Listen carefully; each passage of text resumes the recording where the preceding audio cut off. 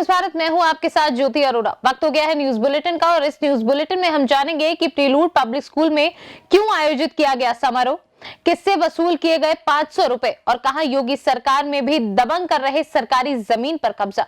इन सभी खबरों को जानेंगे विस्तार से, तो आइए निगाह डालते हैं इस वक्त की बड़ी खबरों पे।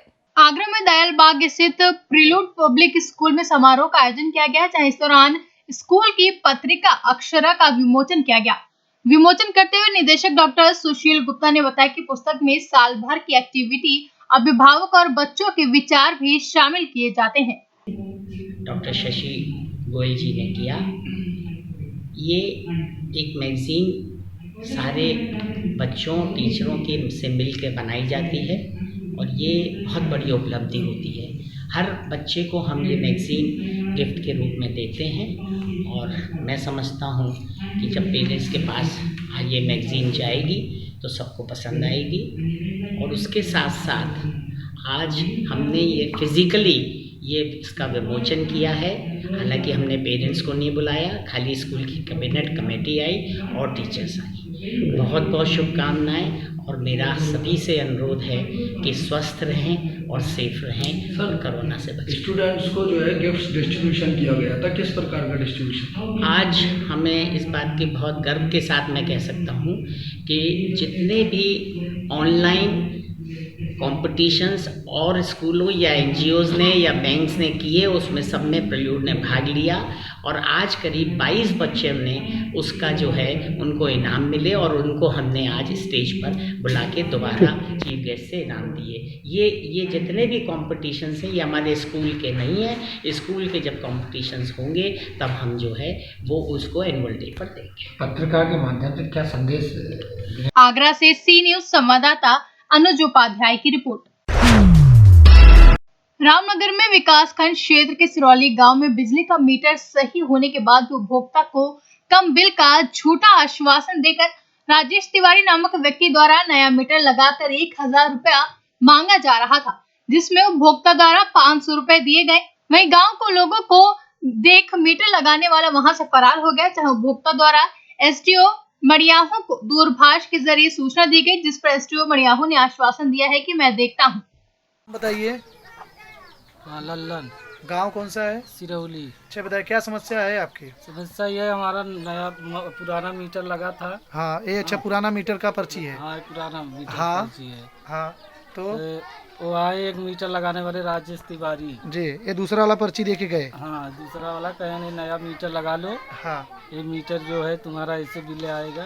हाँ, तो आपसे पैसा वैसा कुछ लिए? हाँ, 500 रुपया लिए। कितना मांग रहे थे? 1000 रुपया, तो हमके 500 रुपया है, 500 रुपया ले लो। हाँ, तो कहीं कल आएंगे हम कनेक्शन करेंगे।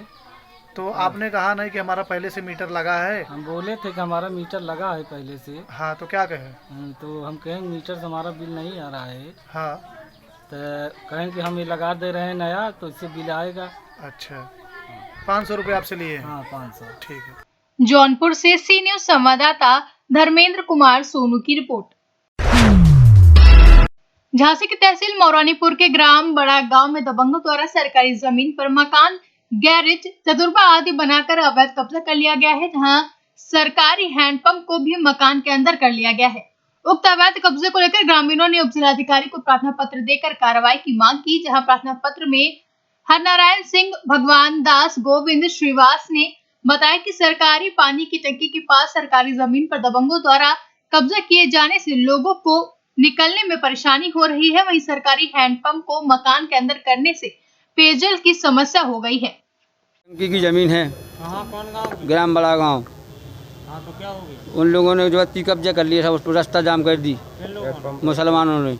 बच्चू खां, इस्माइल खां, और उनको रोका तो उन्होंने माना नहीं है।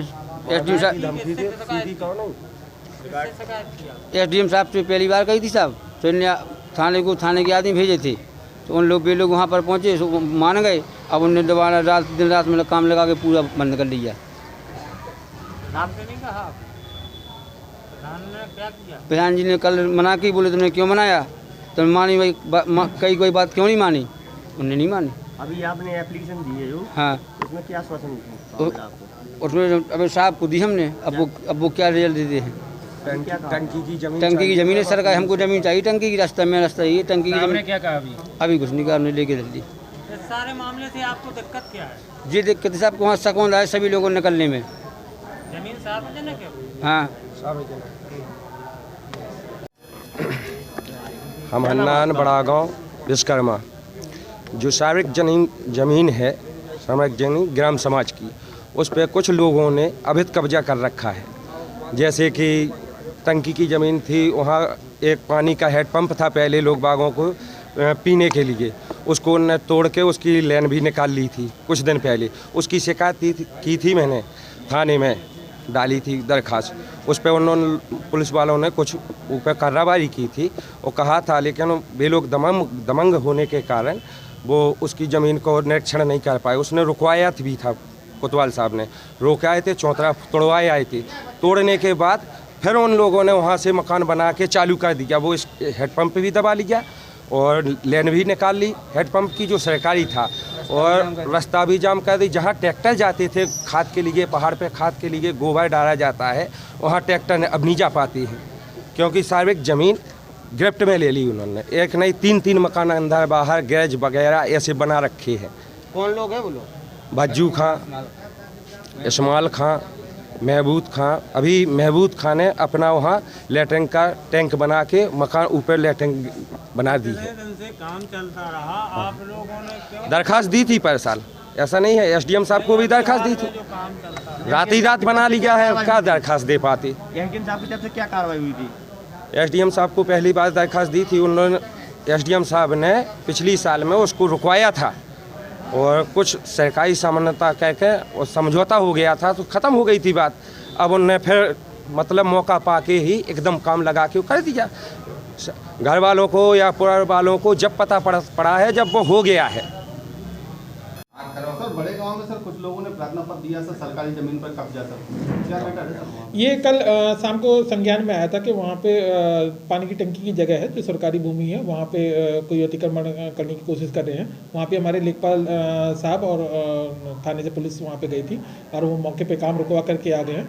यहाँ पे हमारी अभी हमने तहसीलदार के अंतर्गत में यहाँ पे टीम बना दी है, जो भी वहाँ पे अवैध अतिक्रमण पहले अगर कोई किया है तो उसको तत्काल हटवा करके उसमें मुकदमा दर्ज करवाया जाएगा। मौरानीपुर से सी न्यूज संवाददाता असलम मोमिन अंसारी की रिपोर्ट। मामला जनपद मथुरा की छाता तहसील अंतर्गत विकास खंड चौमुहा के गांव आहुरी का है, जहां ग्राम प्रधान किशन सिंह ने बताया कि गांव के ही कुछ दबंग व्यक्ति हैं जो विकास कार्यों में बाधा डालते हैं। ऐसा ही मामला प्रकाश में तब आया जब ग्राम प्रधान द्वारा उप जिलाधिकारी छाता को प्रार्थना पत्र दिया गया कि गाँव के कुछ दबंग व्यक्ति करौली से आहुरीवास से ही होते हुए छठीकरा को जाने वाले मार्ग के किनारे गांव के पानी की निकासी के लिए नालियों का निर्माण नहीं होने देते। यह कई गांव को जोड़ने वाला मुख्य रास्ता है, जहां जल भराव की समस्या से ग्रामीण व राहगीरों को काफी समस्याओं का सामना करना पड़ता है। जी प्रधान जी बताएं, क्या समस्या है आपके गांव की? समस्या ये है सर कि हमारे गांव में क्या तारीख है? आज तारीख 21। हाँ, 19 तारीख को शासनादेश द्वारा दोनों तरफ नाली खोदी गई, जिसमें कुछ आदमियों ने विरोध किया और वो फर्जीफिकेशन से हमारे मुझ प्रधान और मेरे बच्चों को फंसाना चाहते हैं, और जब यहाँ कोई बात नहीं। कौन कौन लोग हैं जो फंसाना चाहते हैं? तो फंसाना चाहते हैं जगदीश सन ऑफ गंगाधर। शासन ने आपके लिए आदेश कर दिया जबकि नाली खुदवाने के लिए, फिर भी ये लोग आपत्ति जता रहे हैं। हाँ जी। ग्रामीणों का क्या कहना है इस विषय में? सब गांव पंचायत थी यहाँ जब नाली खुदी है, सब 2 दिन पंचायत भी काम की और सब सहमति से इसको बनवाया गया। इतने पर भी ये लोग जगदीश सन ऑफ गंगाधर और फर्जीफिकेशन से जो है प्रधान और प्रधान के मुझे प्रधान वर्तमान प्रधान हूँ मैं और मेरे बच्चों को इसमें फंसाना चाहते हैं, FIR करते फिर रहे। लिहाजा आपसे अनुरोध है कि मेरे खिलाफ कोई कानूनी कार्रवाई नहीं की जाए। मैं अनुरोध करता हूँ और सब काम सहमत है, सब काम को पूछी जाए। गांव के विकास कार्य में भी लोग अड़ंगा लगा रहे हैं। हाँ जी, और ये मुख्यमंत्री जी का शासन आदेश है, गांव में गंदगी नहीं रहनी चाहिए, साफ सफाई रहनी चाहिए। स्वच्छ भारत अभियान चल रहा है। स्वच्छ भारत अभियान चल रहा है और सड़क में पानी भरा हुआ था, इससे 10-20 गांवों के आदमी जो रास्ता है और बांध फंसते थे। इस कारण जो है मैंने शासन आदेश करा करके इसको दोनों तरफ नाली खुदवाई। ये लोग अब अपनी तरफ विरोध जताने के लिए हम इस नाली को आटेंगे और साले तुझे जेल कटवाएंगे, मेरे खिलाफ फर्जीफिकेशन वो करते फिर रहे प्रकाशबाजी। मथुरा से सी न्यूज संवाददाता संतोष कुमार की रिपोर्ट।